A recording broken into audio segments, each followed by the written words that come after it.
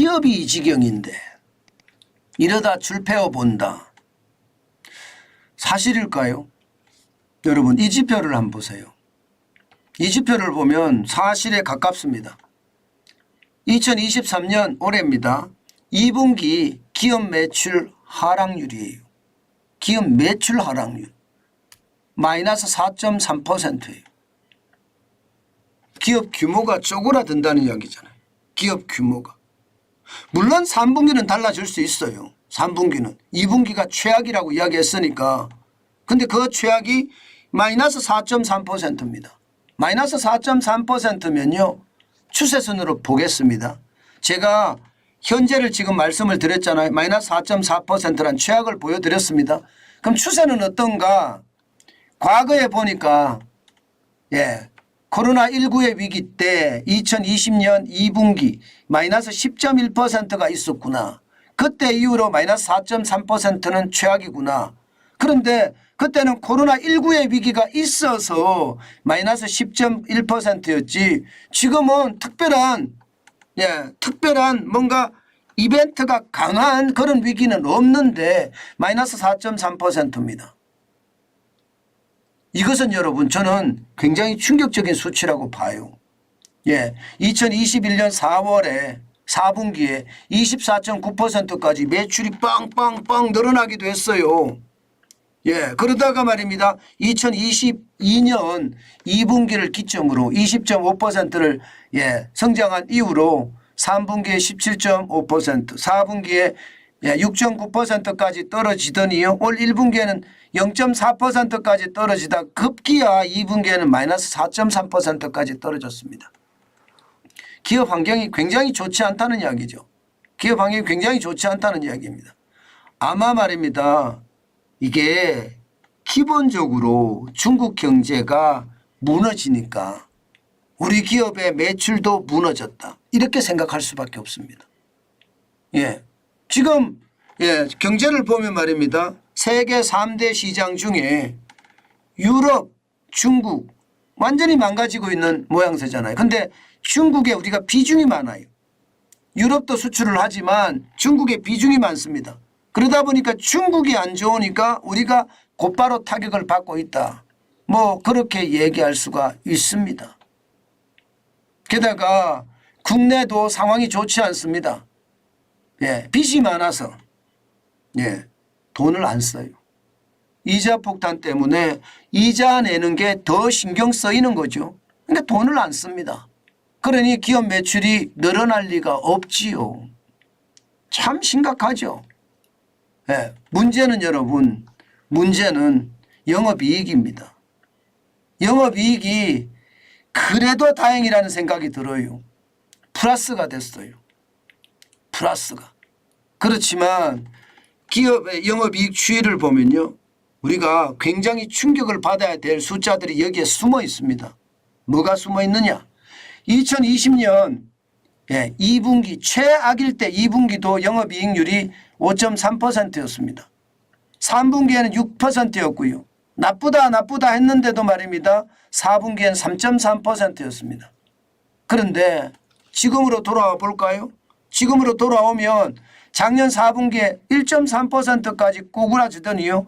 2분기에는 2.8%, 3분기에 3.6%까지 늘어났습니다만은 1년 사이에 영업이익이 반토막이 났다는 사실이에요. 작년 2분기에 7.1%였던 영업이익이 올 2분기에 3.6%까지 떨어졌잖아요. 영업이익이 이렇게 떨어지면 여러분 기업 입장에서는요. 투자할 수 있을까요? 투자하기 굉장히 어려워집니다.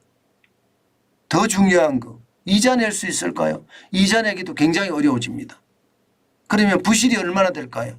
부실은 쌓여갈 수밖에 없습니다. 영업이익이 반토막이 났어요.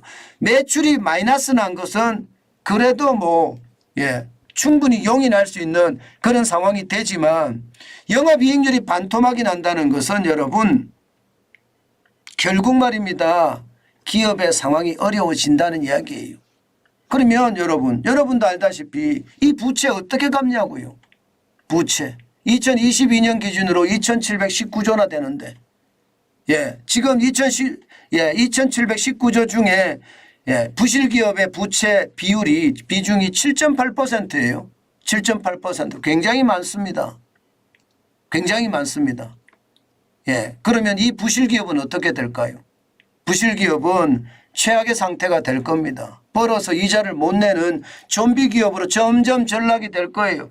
그래도 2021년에 8.1%보다 낮아졌다고 하지만 2023년에는 이 규모가 더 늘어날 수도 있다는 게 충격적이죠. 저는 영업이익이 나서 제일 중요한 게 뭐 인건비 안 줄 수가 없잖아요.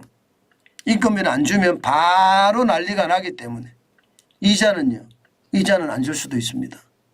과연 이자 폭탄을 이겨낼 수 있을까요?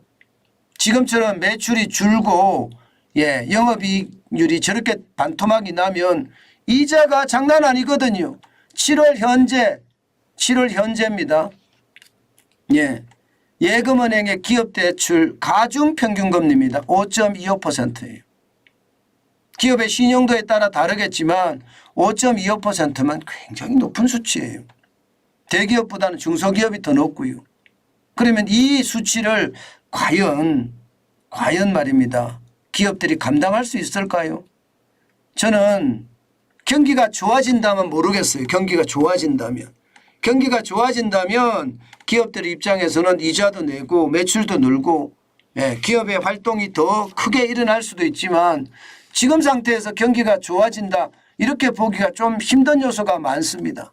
당장 말입니다. 한국은행에서 발표하는 소비자 심리 지수만 하더라도 6월에 102.7에서요. 7월에 103.2까지 늘어났습니다. 그러더니 8월에 꼬꾸라졌어요. 적은 수치긴 하지만 103.1까지 꼬꾸라졌습니다. 103.2가. 물론 100보다 높으니까 뭐 문제가 없다. 경기가 좀 좋아질 수도 있다. 이렇게 이야기하지만요. 이게 한번 꺾이면요. 경기는 내려가는 속도가 굉장히 빠릅니다. 그렇게 마구마구 내려갔을 때 과연 기업이 감당할 수 있을까? 저는 기업들의 줄폐업이라는 게 결국 경기가 좋아지면 모르겠으나 상황이 어려워진다는 거예요. 매출이 줄어드는 것은 그래도 감당할 수 있다. 뭐 경제 규모가 쪼그라드는 거니까 뭐 그럴 수 있다 치지만 영업이익이 반토막 나는 것은요. 기업이 줄폐업할 수 있는 단서가 된다. 그런 생각 저는 많이 해봅니다. 기업이 좋아야지 증권시장도 좋잖아요. 지금 이대로 가면 증권시장이 과연 좋아질까 그런 생각도 저는 많이 해봅니다. 시장이라는 게 여러분 다양한 요소가 시장에 작동이 되겠지만 지금 핵심은 그거잖아요. 기업의 실적. 그죠? 물론 앞으로 좋아질 수도 있습니다. 2분기가 최악이라고 했으니까. 그러나 한 번쯤 말입니다. 우리가 고민을 해야 돼요. 저는 좋아진다 이 말만 믿지는 않거든요. 그렇기 때문에 상황이 어려워지면 어려워지는 만큼 우리가 어떻게 대비할지 반드시 생각해야 된다. 그 말씀 다시 한번 올립니다.